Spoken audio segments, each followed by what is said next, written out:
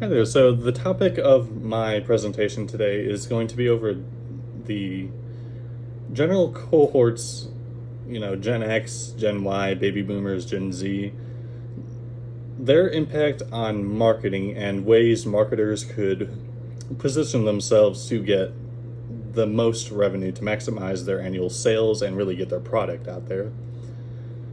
Now, to give a little background, the reason I chose this particular topic is recently I've been just kind of reading about Gen Z and millennials specifically because apparently there's a feud going on where Gen Z Zoomers are attacking millennials on some of the trends that they like, such as skinny jeans or the side part, and millennials are just baffled and offended and just betrayed because of this attack, while Gen Z is also attacking them, and baby boomers still, and then baby boomers are attacking millennials, so they're getting kind of attacked on both sides. And quite frankly, I think it's hilarious to watch this. I've also been reading about some of the generational overlap regarding people born within the years leading up to and just the years leading after the general cutoffs for these particular generations, mostly because I was born in 1993, which is a millennial, but frequently there's a new kind of sub-cohort called a zillennial, where people born between 93 and roughly 1998 or so tend to share a lot of overlapping traits. That is, people have millennial traits, and they also have Gen Z traits. And coinciding with this, I've noticed an uptick in certain marketing efforts targeted specifically at Gen Zers.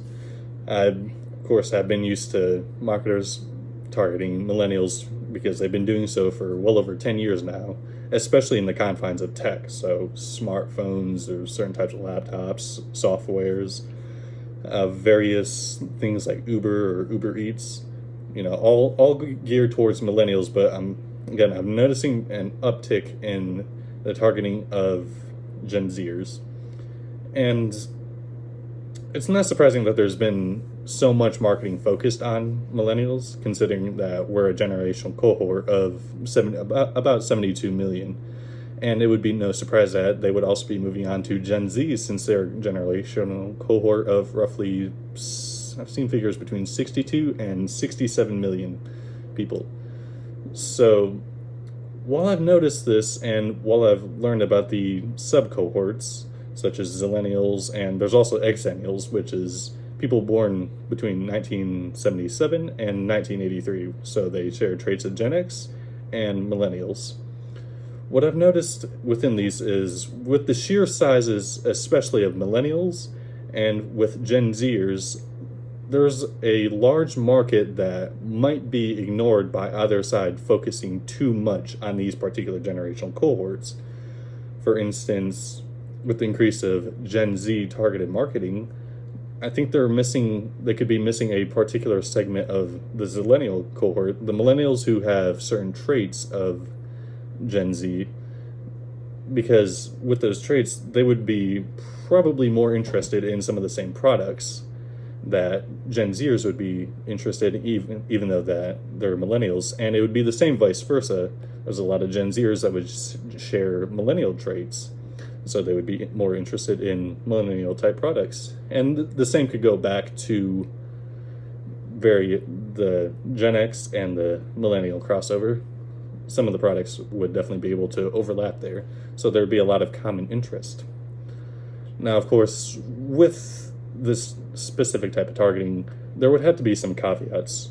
Specifically, if someone's trying to target a little bit of the Gen Z population, they can't go too overboard with the millennial advertising. There'd be a possibility they could get TikToked into bankruptcy or something along those lines.